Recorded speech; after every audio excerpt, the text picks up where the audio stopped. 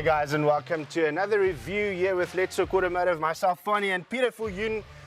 It's been a while since we've had a German car on the show, Pete. And it's going to be a while still, because this is not a German car. What do you mean? Obviously, Opel's a German manufacturer.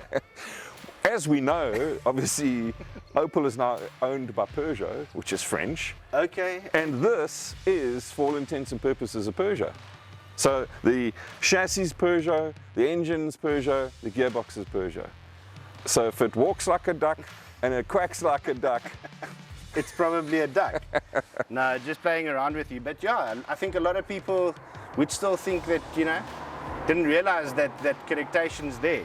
But regardless, I'm excited to drive this car because Opel Corsa has always been close to me, and I'm sure that a lot of people, you know, in my sort of age bracket, which is a lot younger than you. We had Corsas when I was around. Yeah, but you are much older. So when I was studying, a Corsa Light equaled a hot chick. I don't know if there's a lot of people that would remember that, but if you saw a Corsa Light, the chances were good. The chances were good. But just like that Corsa Light and ourselves, we've now all grown up, and this is not a small little car anymore, Pete. It's not. It's amazing, actually, if we have a look at the small cars from 15, 20 years ago, they're actually the same size as their big brothers were at that stage. Agreed. So this is probably the size of what a Cadet was 15, 20 years ago. Agreed. Okay, so first impression of the car when you saw it this morning, what did you think of the look of this new Corsa? Well, the look is interesting for me. I like it. It's different-ish in that the front is nice and edgy. I mean, it's got a nice little splitter effect on the front bumper over here. To me, the front looks a little bit like an Audi A1. Yeah. And when we get to the rear, it looks a little bit like a Kia that's been merged together or mashed together. But I mean, it works for me. It works. It's a nice look. I love this color. It's something different. When we come around this, I must mention now that this is the 1.2 turbo model, automatic gearbox. And again, it's the Peugeot motor, and this 1.2 litre 3-cylinder has got to be one of the best engines out there. Yeah. It goes like the clappers. So looking forward to see how it matches in the chassis. And I said to you that, thinking about that in the 2008 or 2008, which was a bigger car than this power to weight ratio should be quite interesting. Yep. This should be a lucky drive. Looking forward to it for sure. Okay, so this is now not a small car anymore by any means. Let's walk around to the back and let's talk about, what did you say? This looks like a? This looks like a Kia. It reminds me of a Kia. Let's be fair. Okay. I can see that. I don't know, Pete. This is just another car for me, unfortunately. Well, if we look at the price range that it operates in, I think that's not an unfair comment. But I mean, what else do you expect? So what does this compete to? So this is probably in the VW Polo range, Ford Fiestas, smaller, like you said, maybe the A-Class Audi. It's a small... The A1. A1. A1 Audi. Yeah, so there's a lot of competition in this bracket. Yeah, it's packed. Yeah, so this segment and then the SUV segment at the top is probably where there's a lot of competition at the moment. So do you think this will impress you so much that you would prefer this over maybe VW, Audi? Well, I think we've got to take it for a drive. We've got to have a look at the interior. We've got to have a look at the standard kit that's available on the vehicle, and then we can make an informed choice. Okay, so let's have a look at the boot size before we get into the interior. That's interesting. Might find that people will look for that button, but it's there. But at least it's also maybe from a security point of view, if it's concealed and difficult, and Agreed. That's nice. Okay, so it's not huge, but it's sufficient. Everything that you need to fit in there will fit. It's got the 60-40 split, so you can fold down.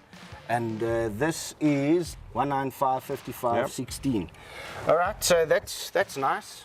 That's always a plus in South Africa. I don't like these space-saving spare wheels, and I don't think consumers do either, so that's good news. Okay, so the front seats are in driving sort of positions. Let's just check the Fanie fit here at the back with you. Fanie, Fanie, okay. I'm in. I'm actually, now that I'm sitting here for the first time, I'm actually surprised. I thought it was smaller. So it's not... It's a Corsa, Fanie. It's small. It's small. It's not designed for two adults to be here for a long time. It's not... But I'll be able to if I need to. That's what I'm saying. Yeah. Okay, so at the back here, I don't have any power sockets. I don't have any USB. Don't have vents.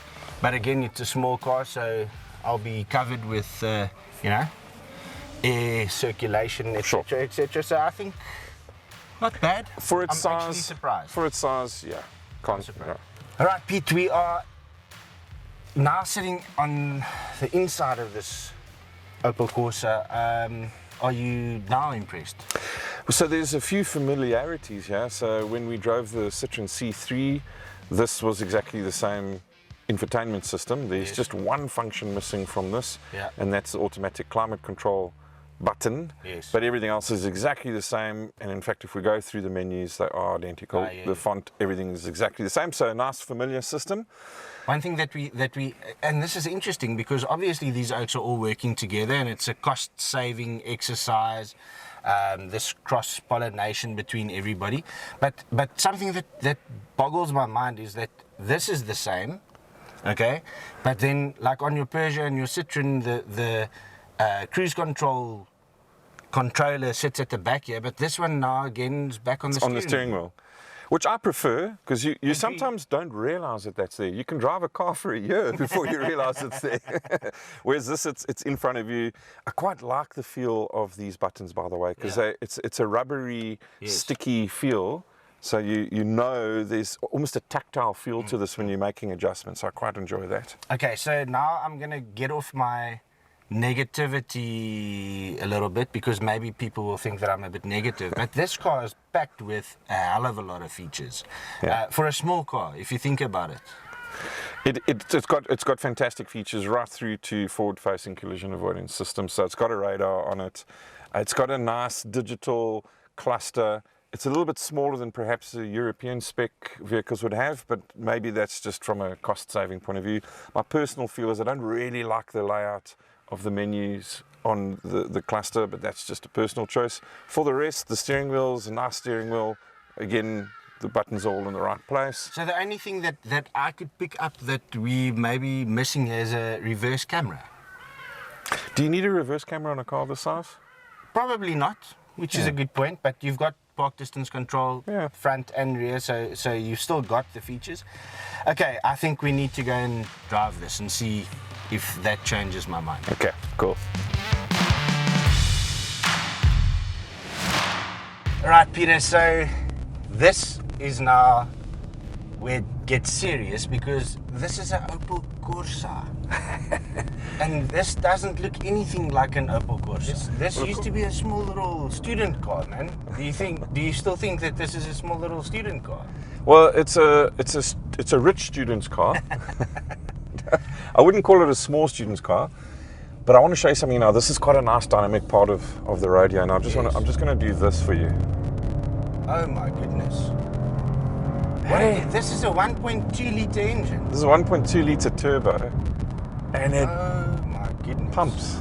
I mean, can you feel impressive. that? It is very impressive. sort of back into the seats kind of stuff. So the performance out of this thing is wicked. Okay, but you said this is the same engine that we found in the 2008 Peugeot. Yes, so it's the same engine, same gearbox, same chassis. Everything the same, yeah. Okay, that makes a lot of sense.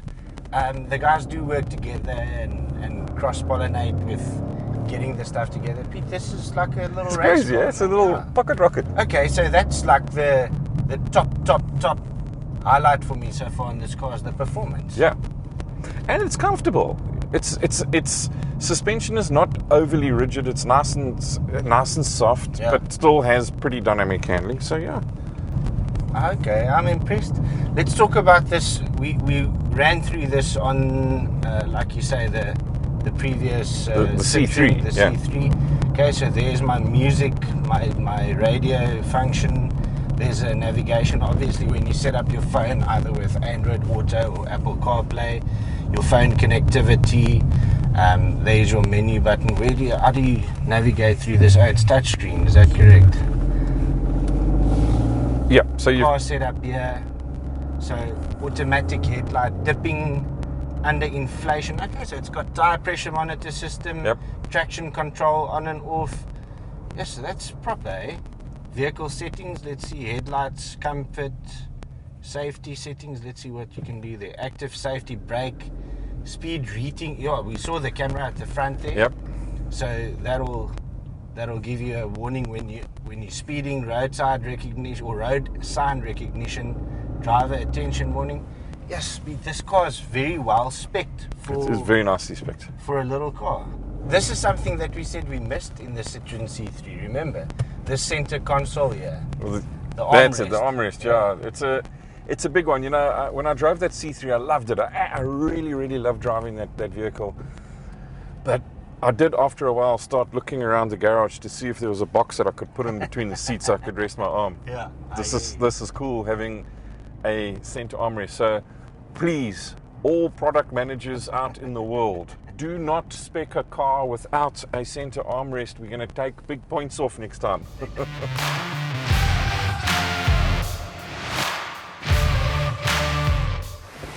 So, Mr. Fullion, so tell me why I should like this car.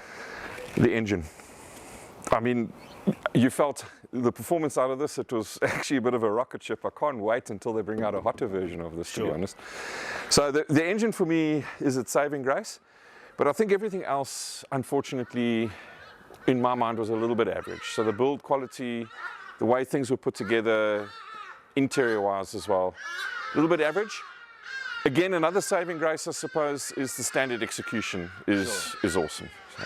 Okay, so let's talk price quickly before we rate this. This was from the 280 mid-80s to 380 mid-80s. Yeah.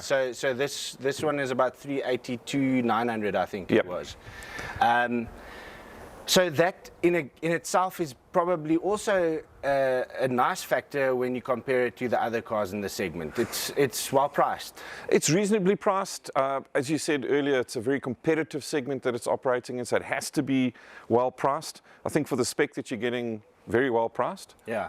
Okay, so now let's talk rating, and maybe I sounded a bit negative, but there's nothing wrong with this car.